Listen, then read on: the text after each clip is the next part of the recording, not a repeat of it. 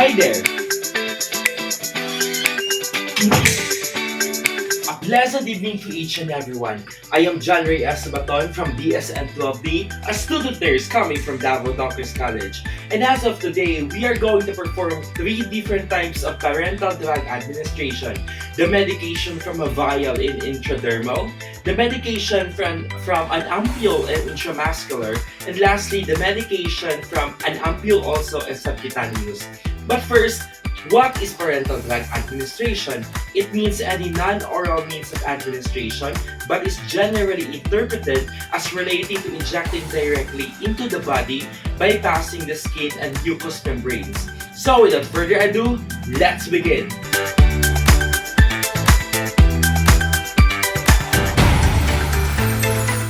First that we are going to perform is the intradermal medication administration from a vial. If you talk about intradermal, it means situated, occurring, or done within or between the layers of the skin. It is a superficial injection of a substance into the dermal. This is to provide a medication that the client requires for allergy testing and TB screening. Prior to the conduct of administration, first that we are going to do is to check the doctor's order.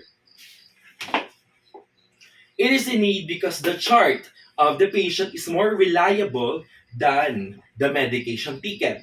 And also, we need to check the medication administration record of the patient or the MAR. So let us check if the MAR is the same with the doctor's order. Let me just check first. Mhm.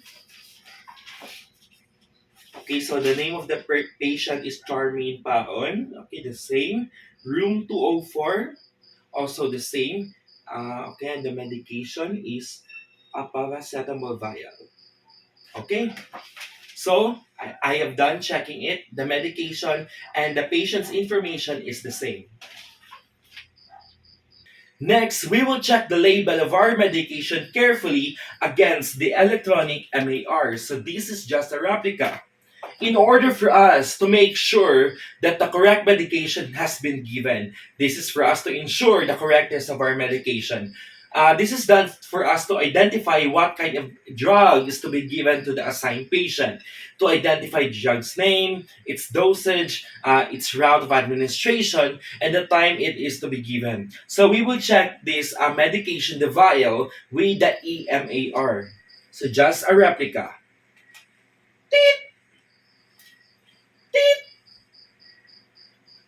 Okay? So, the vial that we are going to give to our patient is ampicillin 500. It is 500 milligrams and it is RX antibacterial. We will follow the three checks for administering medication. We will read the label of the medication first when it is taken from the medication cart, second before withdrawing the medication, and lastly after withdrawing the medication. This is to secure that the right medication is being withdrawn and also the packaging has the same medication inside. It is much more efficient to recheck every time. Lastly, for the preparation is we will organize the equipment. This is to promote time efficiency and eliminates the delay of the procedure. So these are the materials needed for the parental drug administration. First, we have here the hypodermic tray, and there is a sterile towel inside. For the solution prescribed, we have here the ampicillin vial, and we have the sodium chloride ampule. Also, we have, this is just a replica, a sterile aspirin needle, because I don't have one. For the intradermal, we have here our 1 ml syringe with needle gauge of 25 to 26. For intramuscular, we have here our 1 ml syringe with needles 20 to 22. And for the subcutaneous, we also have here the 1 ml syringe with needle gauge of 25 to 30. Also, we have the cotton balls here, soaked in 70% alcohol. We also have here the gauze pad. Also, we have here the waste receptacle for the used and soiled materials.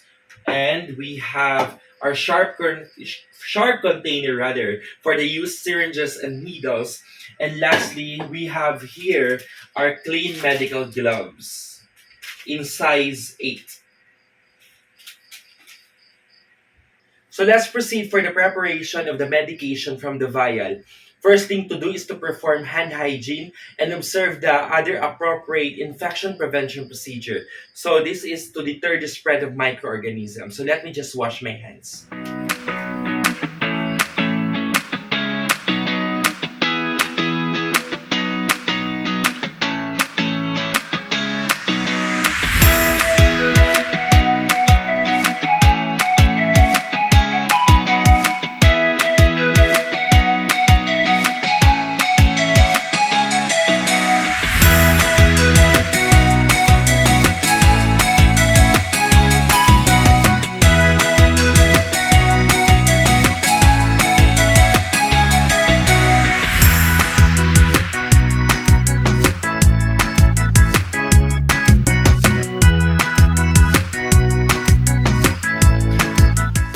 Okay, my hands are now absolutely clean.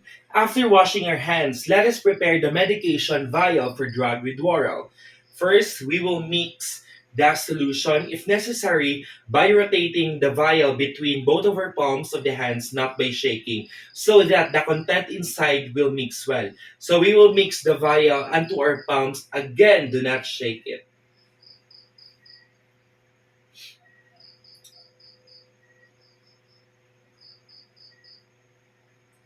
Next, we will remove the protective cup or clean the rubber cup of a previously opened vial with an antiseptic wipe by rubbing in a circular motion. So microorganisms might harbor already in the lids of the vial. Just to make sure that the needle is not sterile, it is better to clean it. So since this is not a used vial, we will remove only the protective cup to expose the rubber part to gain an entrance into the vial. And we will throw it in a waste receptacle. Next, we will redraw the medication. First, attach a filter needle as agency practice dictates to draw up premixed liquid medication from multi-dose vials. A filter needle will reduce the chance of glass being introduced into the medication. And we need to ensure that the needle is firmly attached to the syringe to ensure that the needle will not be left in the vial's rubber when removed. So I have here there just a replica of an aspirating needle because the needle is much larger and easier to withdraw the solution from the vial. So we have here the syringe 1 ml for intradermal. So just remove it first. So first I will remove this. And next I will put this aspirating needle here. So this is just for example. Okay. Next is, let me just put it out and I will put this in the waste receptacle. Next, we will remove the cap from the needle, then draw up into the syringe the amount of air equal to the volume of the medication to be withdrawn. This is to make sure that there are no air bubbles when the medication is being drawn. So I'll put this out. Then I will get some air. Okay. Okay, so I have done injecting air equal to the volume needed for the medication later on. Next, carefully insert the needle on the upright vial through the center of the rubber cup, maintaining the sterility of the needle. The center of the rubber cup is sterile because it was cleansed with an antiseptic gauze. So we will do it again at the center of the vial.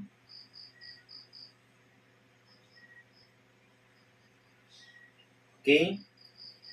Next is we will inject the air into the vial, keeping the bevel of the needle above the surface of the medication. So this keeps a vacuum from forming. If you put in too little air, you will find it hard to draw out the medicine. Okay.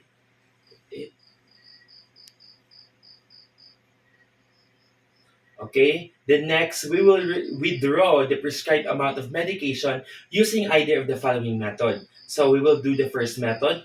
The first method is to hold the vial down with the base lower than the top. Then we will move the needle tip so that we will move the tip so that it is below the fluid level and withdraw the medication. So just for example, we will perform this. So like that. And the second is invert the vial at the top. Ensure the needle tip is below the fluid level and gradually withdraw the medication.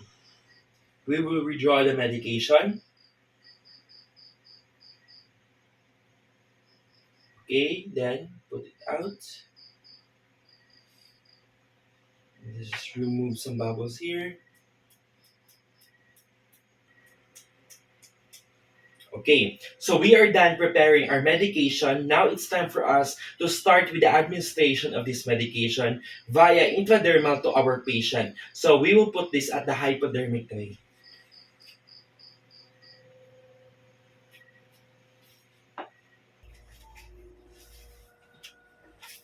Now, let us start with our intradermal administration. First, we will explain to the patient the medication that it will produce a small wheal, sometimes called a bleb. A wheal is a small raised area like a blister, and the client will feel a slight prick as the needle enters the skin.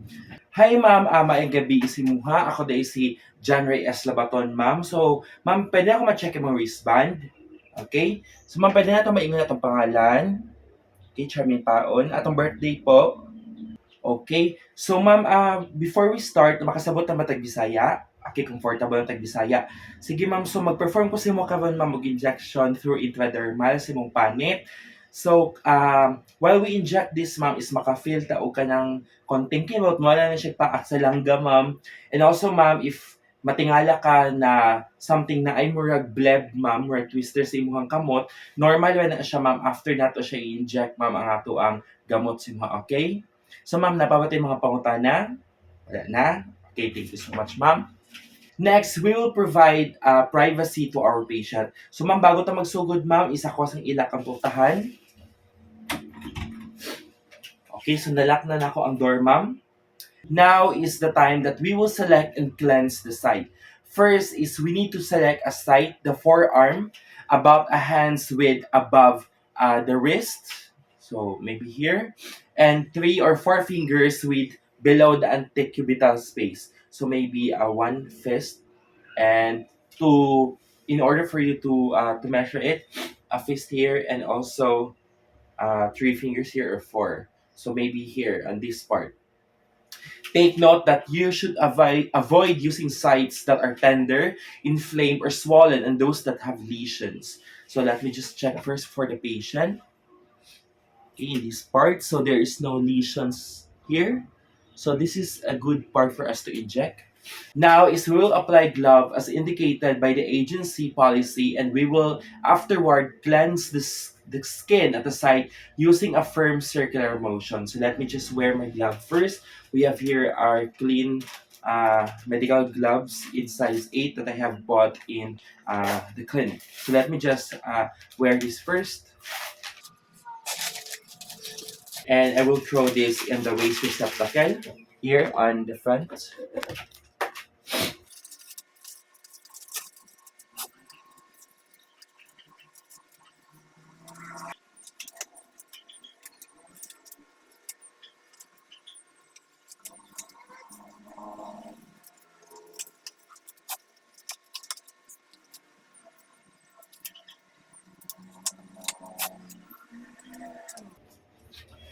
Okay, so I have now my gloves on my arms. Now we will cleanse the skin at the site using a circular motion. So we will put this on the waste receptacle.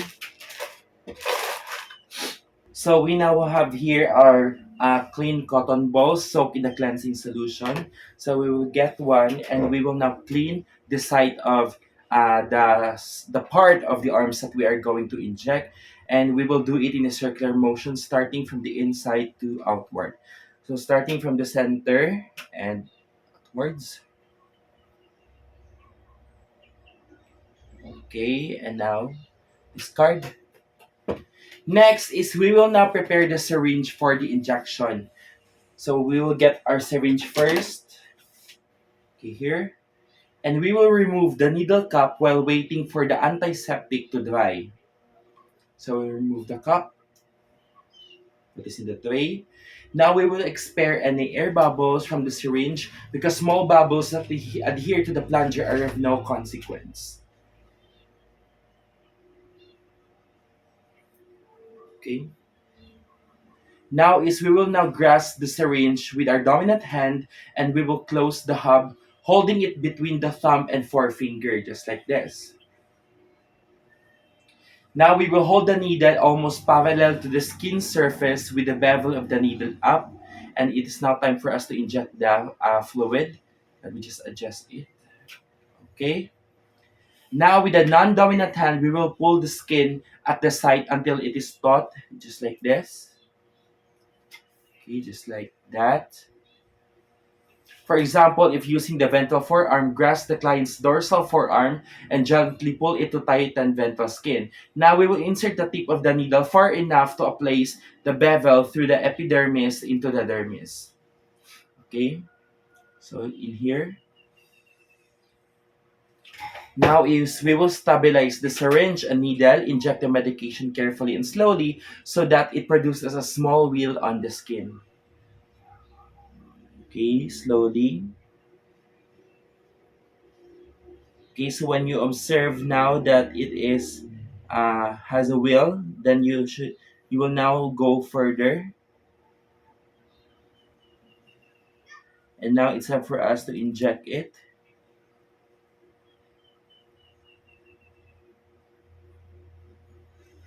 Okay, I am now injecting the medication.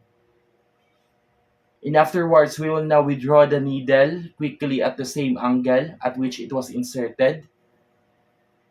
And okay. And now activate the needle safety device, applies a bandage if indicated.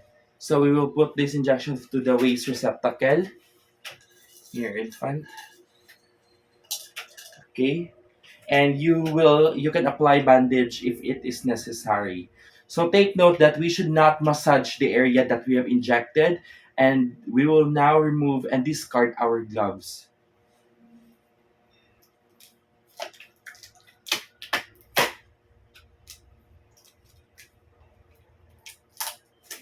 And put this on the waist receptacle. Okay, next is we will now perform hand hygiene.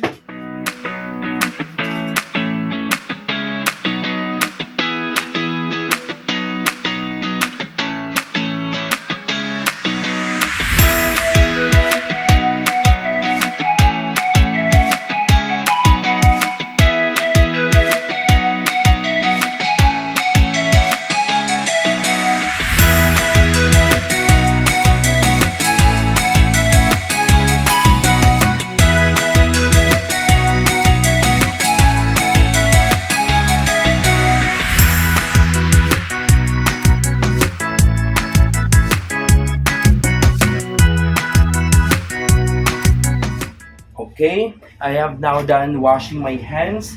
So we have now deterred the spread of the microorganisms. Now we will circle the injection site with ink to observe for redness or induration hardening per agency policy. So we have injected here on this part, so we'll make a circular circle on it. It is in here. Okay. Now we will all document all relevant information, records the testing material given, the time, the dosage, and the route. So we have successfully injected the vial to the patient. The assessment is successful. The time is 8:15. Date is February 1, 2022. And the route is through intradermal in the patient's skin, and the dosage is 500 milligrams. Okay, done. Next is we will evaluate the condition of the site 30 minutes depending on the test, and we will measure the area of redness and induration in millimeters at the largest diameter, and we will document the findings. So we need to evaluate the site for 30 minutes. Again, depending on the test. So if you will observe this, okay? And lastly, we will document if the client had a positive or negative skin test result. Follow agency protocol on labeling of allergies. So ma'am, I am done performing the skin test on you. So mubalik ko niya si muha ma'am after 30 minutes to see if you are positive or negative sa atong skin test na atong gi-perform sa imuha, okay? Okay, so ma'am, further na ba kayo mga further question, mga pangutana sa kuha? Okay, so ma'am, nagasakit-sakit ang ato ang kamot. Agamay, okay. So, oo, tama to ma'am, mura siya na i-bleb. Ma'am, wala siya yung tawag na bleb, mura siya butoy, ma'am. Mawala naman na siya niya, ma'am. Sige ma'am, magbalik ko niya ma'am ha after 30 minutes, okay? Okay, thank you so much.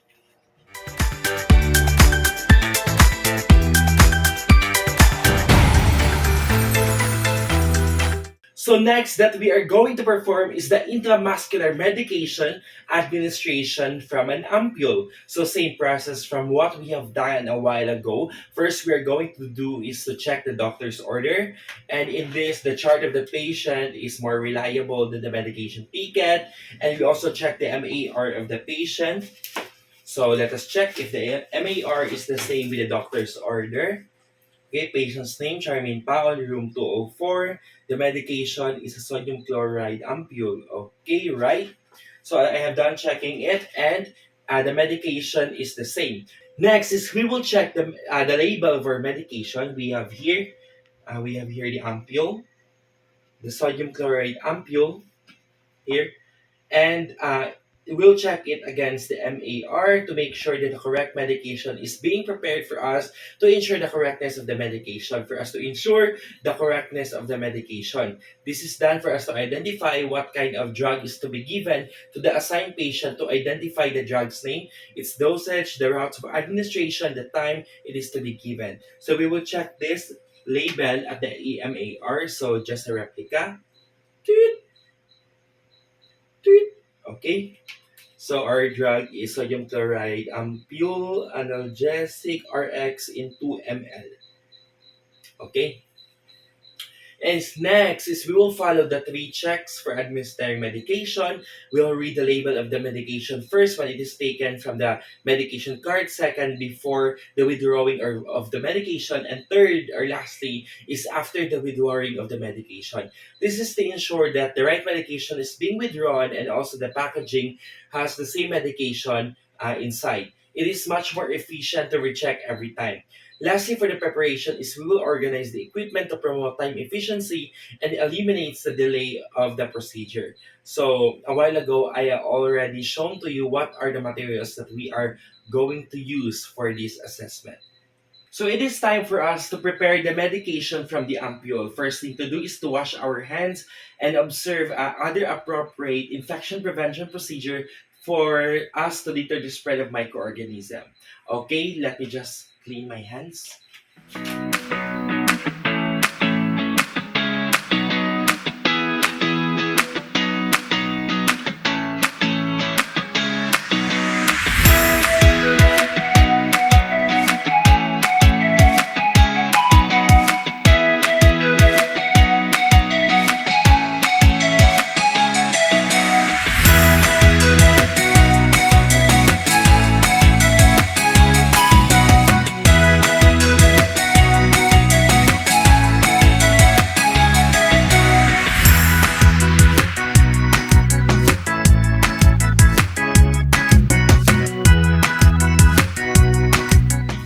Okay, my hands are now absolutely clean. Next is we will prepare the medication ampule for drug withdrawal. So let me just get my ampule. So first is we will flick the upper stem of the ampule several times with our fingernail to make sure that the medication are below the stem.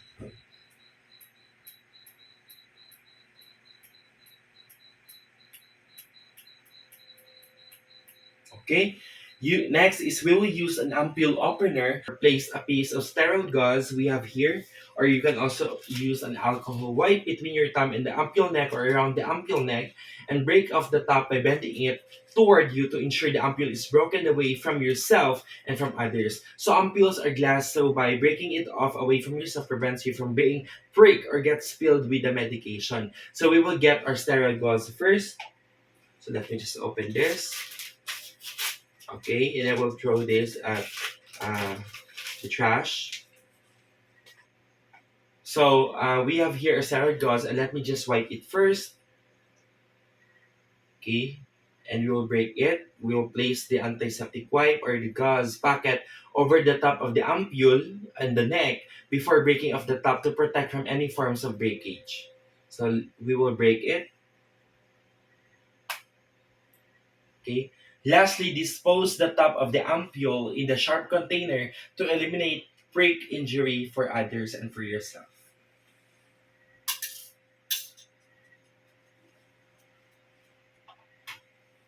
Put this on the receptacle. Next, we will withdraw the medication. We will place the ampule on a flat surface to secure that the ampule will not fall to the ground. So just like here, we put it in a flat surface. Next, we will attach the filter needle or straw to the syringe. So let us get our syringe for the intramuscular. Let me just open it first. After opening it, we will throw it in the waste receptacle. So we will attach the filter needle. So again, it's just a replica. So get this first.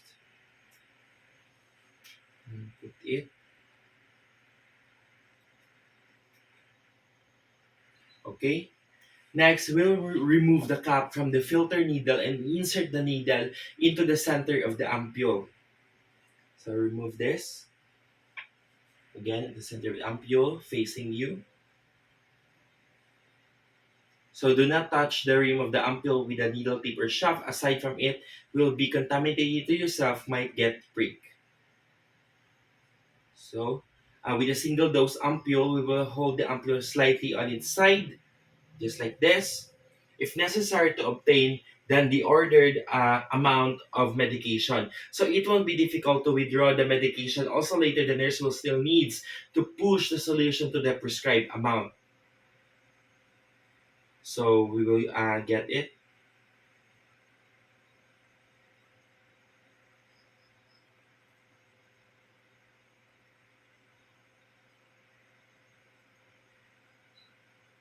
Okay. Then disposes of the filter needle by placing in a sharp container to prevent needle prick injury to others.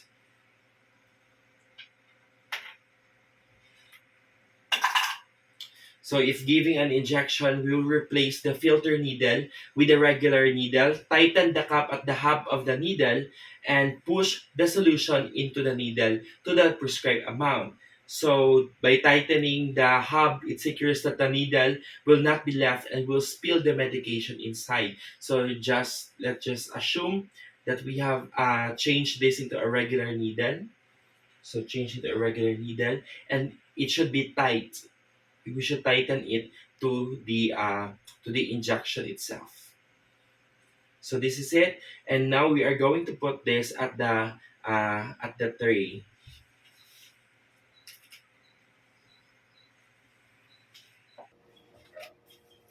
Now let us now start with our intramuscular injection. First, we will check the MAR to ensure the correctness of the medicine. Okay, so the medicine is Ampio for the patient, Charming Paon, room 204. Okay.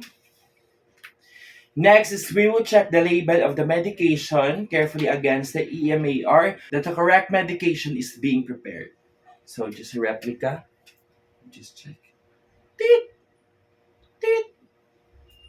Okay, it is the correct medication, the paracetamol ampule. Next, after that, we will follow the three checks for administering medication. We will read the label of the medication first, when it is taken from the medication card. Second, before withdrawing, and third, after withdrawing. For this will secure the right medication is being withdrawn. Now we will organize the equipment for the promotes time efficiency, eliminate delay to the procedure. So I now have here the medication and the materials needed, and we will also perform hand hygiene and observe other appropriate infection prevention procedure to deter the spread of microorganisms. So let me just wash my hands.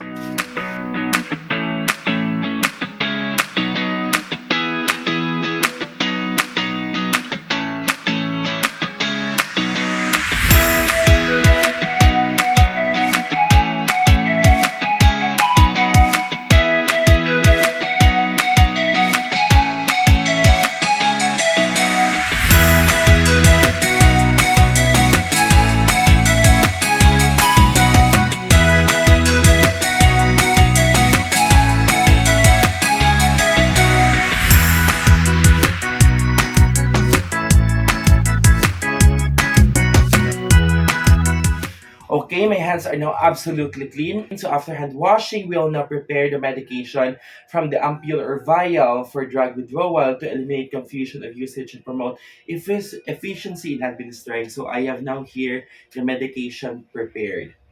Next, we will provide a privacy to the client to eliminate embarrassment. So, ma'am, bago ta magsugod kawon, ma'am, isa ko sang ila kang portahan, ma'am, for your privacy. Okay? Okay? Okay, the door is now locked. Next, we will prepare the client to secure that the patient is ready for the procedure. Ma'am, for this procedure, ma'am, is magtusok ko sa imuha, ma'am, og medication through intramuscular. So, ako na siya itusok, ma'am, dahil sa imong deltoid. So, ma'am, okay lang ba ta, ma'am, kung maglingkod ba ta?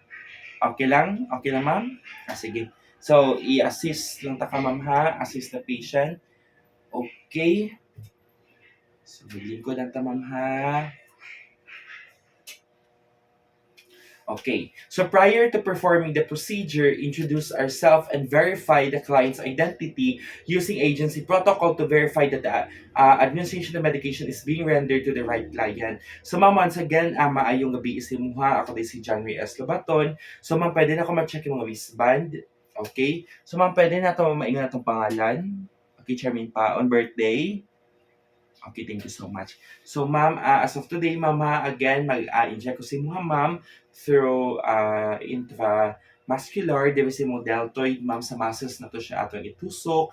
So, if na ba kayo mga pangutana, ma'am, na ba kayo mga questions sa kuha? Wala lang man. Okay, thank you so much. Next is we will assist the client to a supine, lateral, prone, or sitting position depending on the chosen site. If the target muscle is the gluteus medius, have the client in a supine position and flex the knees in the lateral position and flex the upper leg and in the prone position to be in. But I will inject it at the deltoid part of the patient. So I have now assist the patient into a sitting position just a while ago. So this will have to have a proper access to the site that is going to be used in the parental drug administration. So we are now going to inject our medication through intramuscular here in the deltoid of the patient. First, let us obtain assistance in holding an uncooperative patient. So this will help the nurse to administer proper medication. Also helps in distraction to lessen anxiety. For example, the patient that you are going to inject with the medication is afraid or does not cooperate well. So you can call someone's help, like another nurse, to assist you or to hold the uncooperative patient. Next, let us explain the purpose of the medication and how it will help using language that the client can understand. It is the right of the patient to know what medication they are going to be receiving, including relevant information about the effects of the medication. So, ma'am, ang gi-order sa tuan ni Doc, ma'am, is ang order sa ni Doc, ma'am, isang paracetamol ampule. Purpose ani, ma'am, is para maundang, ma'am, ang stop sa pag-grow sa mga bacteria sa imuhang lawas. So later on, ma'am, sa maka-feel ta og gamay sakit, malan siya taak sa langgam, pero dili gyud ka kanang to the point na mag-suffer, ma'am. Okay? Okay, so now we will select, locate, and cleanse the site. Friction aids in cleaning the skin. A clean area is contaminated when solid object is rubbed over its surface. So once again, we are going to inject the medication at the deltoid of the patient. So we are going to inject it here. Next, select a site free of skin lesion, tenderness, swelling, hardness, or localized inflammation, and one that has not been used frequently. So as I have observed the part that I will inject, so there's no skin lesions or any deform abnormalities here. So it is good for us to inject. Okay. If injections are to be frequent, alternate side, you should avoid using the same site twice in a row to eliminate tissue damage. Then we will locate the exact site for the injection because proper access and also one factor for an effective medication is to use the proper site of administering it. So again, we are going to inject it here at the center of the deltoid of the patient's right arm. Next, we will apply clean glove to protect from any forms of discharges. So let me just wear the glove first.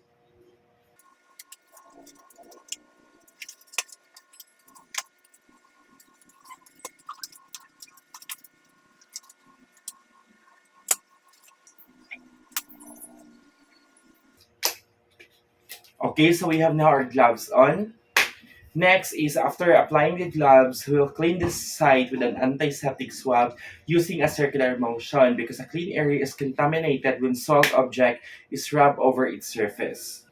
Okay, so let us get our swab here.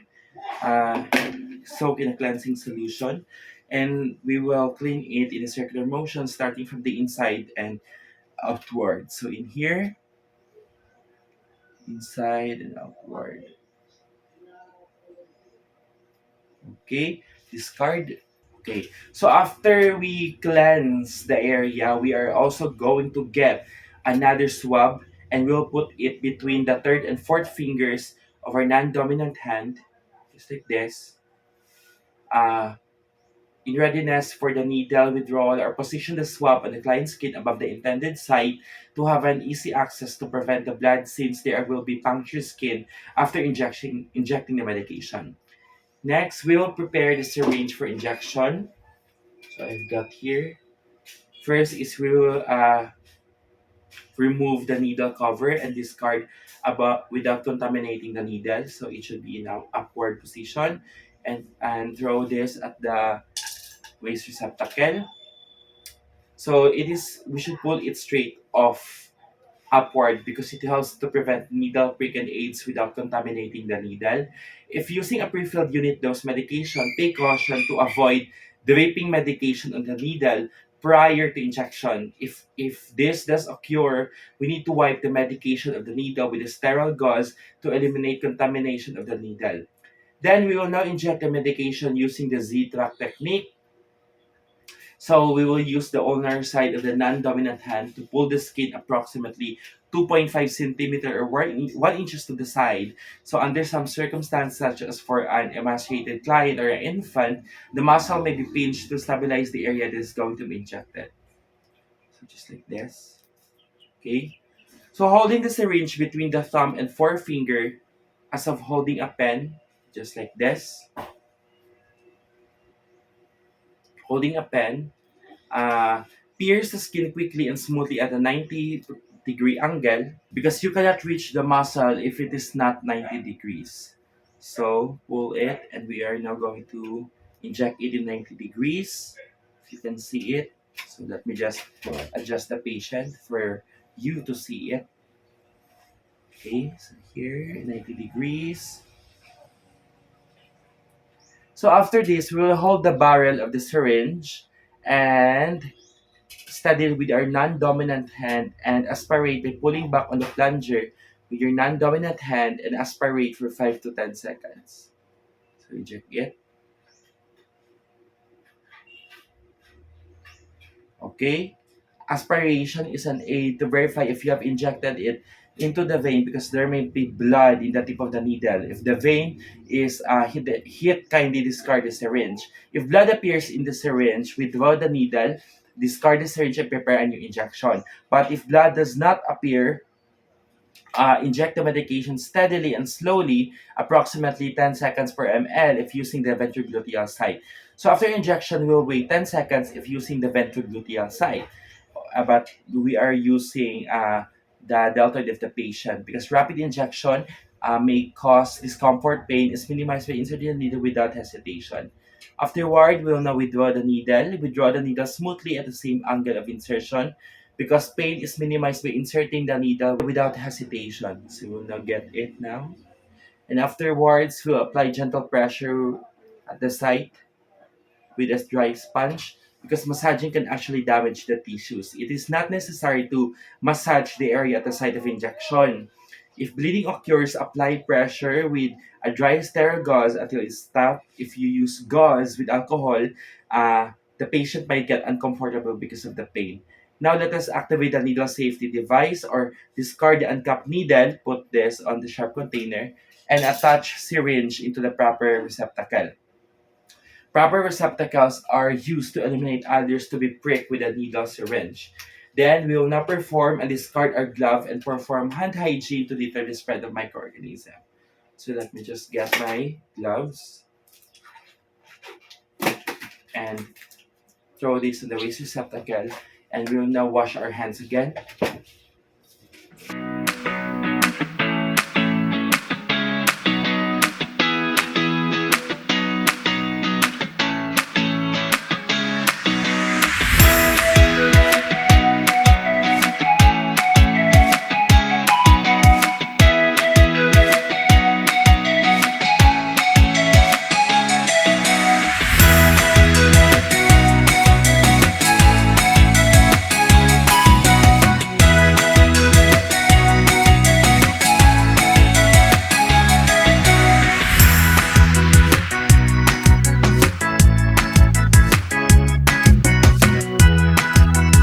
Okay.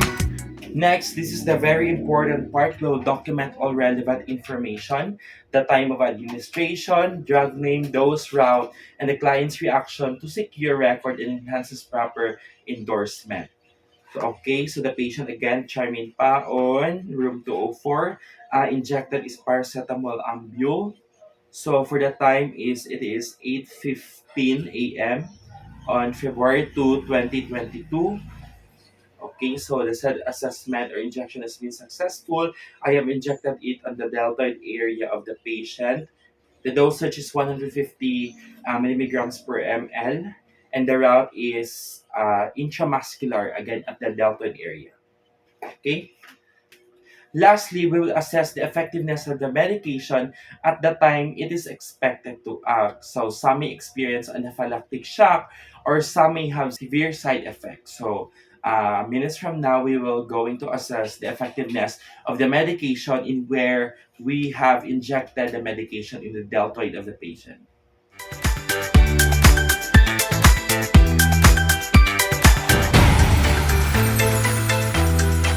The last thing that we are going to perform is the subcutaneous medication administration from an ampule. So still same process. First things we're going to check the doctor's order.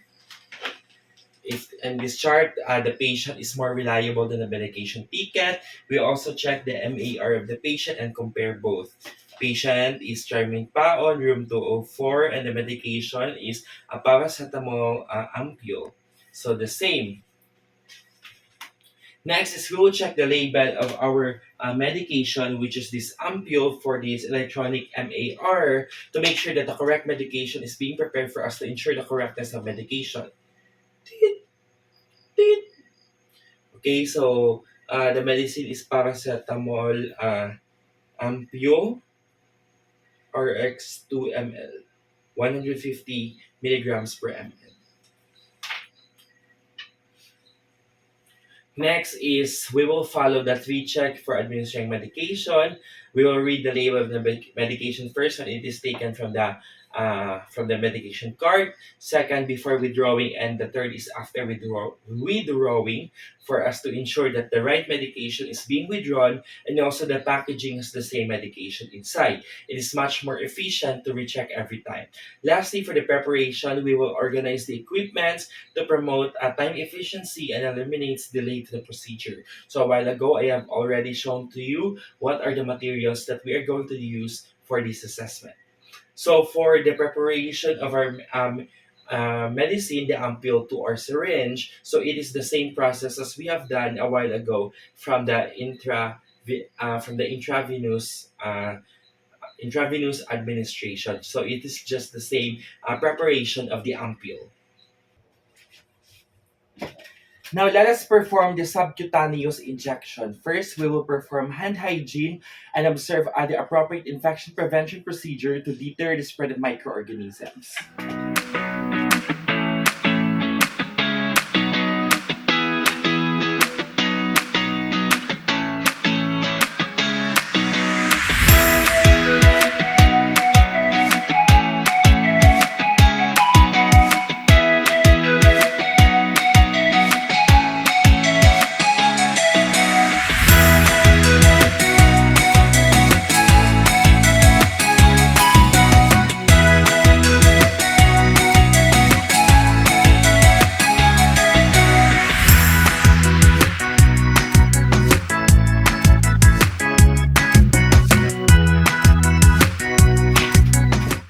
Okay, my hands are now absolutely clean.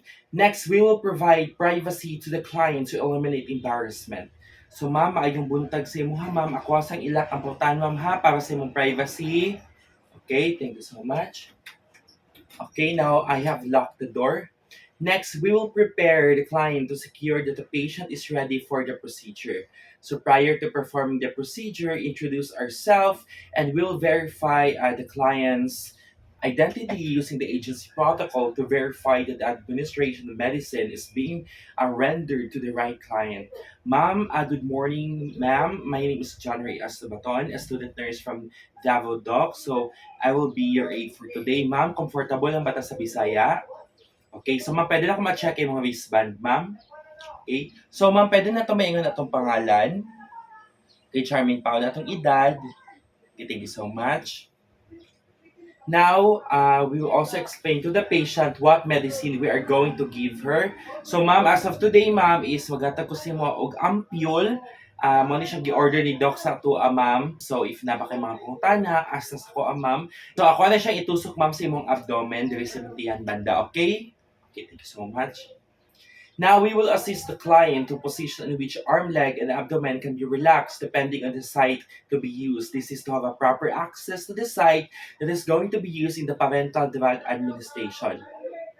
So ma'am, magigdaan ta ma'am in a supine position. Higdaan ta ma'am or sa to ang pagtusok sa tambal unya ma'am, okay? Comfortable lang taman sa atong position. Okay, so we will also assist the patient in the position. Next, let us obtain assistance in holding an uncooperative client. This will help the nurse to administer proper medication, also helps in distraction to lessen anxiety. So if there is another nurse, you can ask the other nurse to hold the client while we are doing the assessment. Next, let us explain the purpose of the medication and how it will help using language that the client can understand. It includes relevant information about the effects of medication. So it is the right of the patient to know what medication they are going to be receiving. So ma'am, nag-order ka man si Doc sa imuha og regular insulin 10 units. So mag-inject ko ani ka man ma'am subcutaneously dari sa imuhang abdomen. Okay? Okay, ma'am. So, unya ma'am, sa akong pagtusok, maka-feel ta gamay sakit, mo na siya pak sa langgam, ma'am. Pero mawala magyapon dayon, ma'am. Okay? Okay. Next, we will select and clean the site. Fiction aids in cleaning the skin. A clean area is contaminated when soiled object is rubbed over its surface. So select a site free of tenderness, hardness, swelling, scarring, itching, burning, or localized inflammation, and select a site that has not been used frequently. So I have chosen the part here in the abdomen. So we'll here in this part. So I have observed there is no skin lesions here. There is no abnormalities found. So this is good for us to inject with the medication. Let us apply clean glove to protect from any form of discharges. So let me just wear my gloves.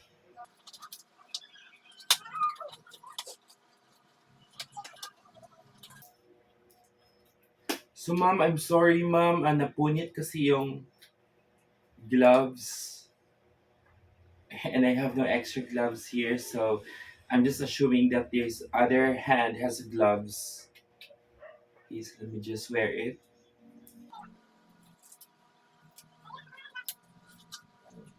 Okay, so I just assume that I also have another gloves here because my gloves is uh, has been damaged because it's too small for me.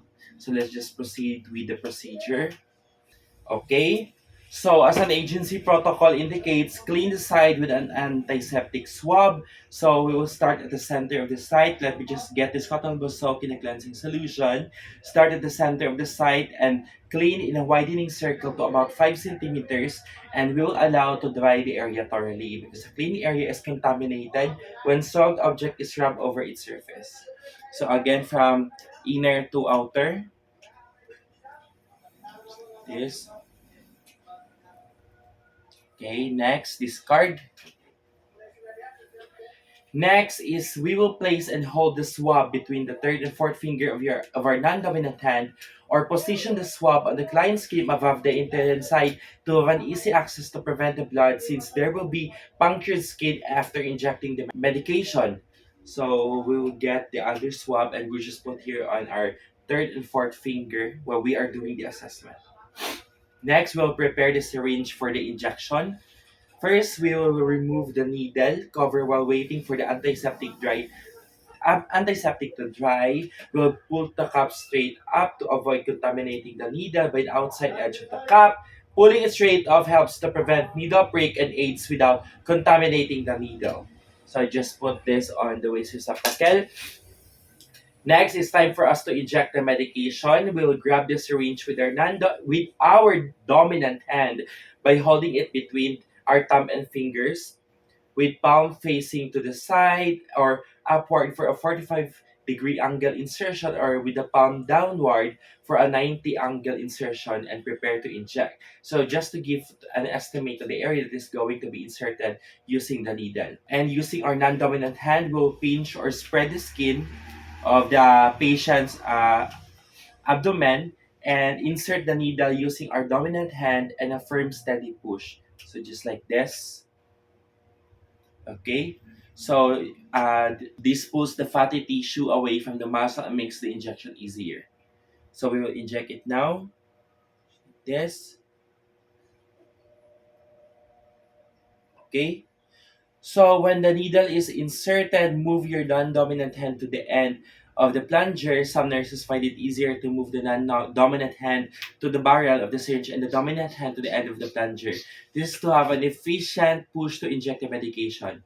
So we will now inject the medication by holding the syringe steady and depressing the plunger with a slow, even pressure. Okay. So rapid injection may cause discomfort. Pain is minimized by inserting the needle without hesitation. Okay. Next, we will remove the needle.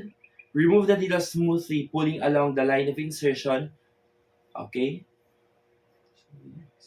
While depressing the skin with our non-dominant hand. So depressing skin places counter retraction and minimizes the patient discomfort when the needle is withdrawn. Massaging the area may interfere with test results by spreading meds to subcutaneous tissue. So if you will see that if there is a bleeding occur, we will now apply pressure to the site with a dry sterile gauze until it stops.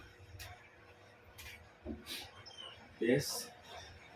Next, we will dispose the supplies appropriately. Proper receptacles are used to eliminate others to be pricked with a needle syringe.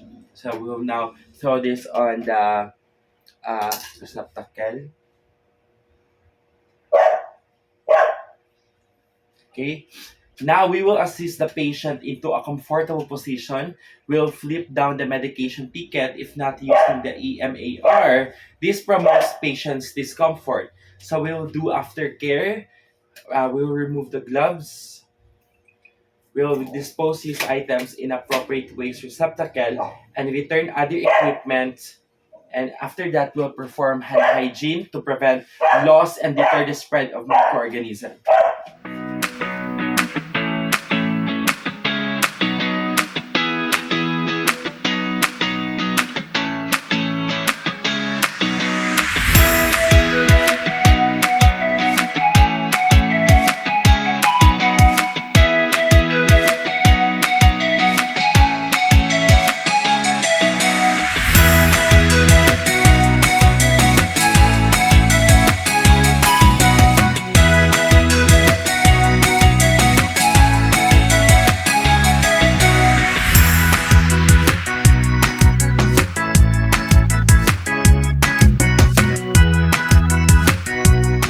Okay?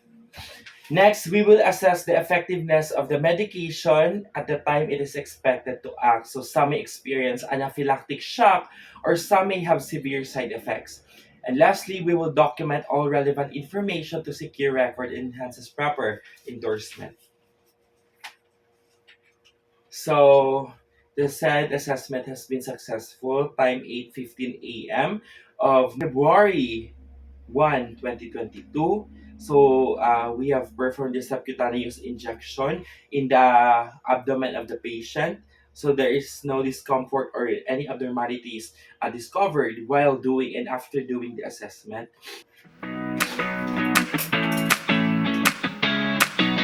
So that's it. That is a return demonstration for parenteral drug administration for intradermal, intramuscular, and subcutaneous. I hope that you have learned a lot of useful information that you can apply for the future. Once again, this is John Ray Estebaton. Thank you, God bless, and once again, good morning.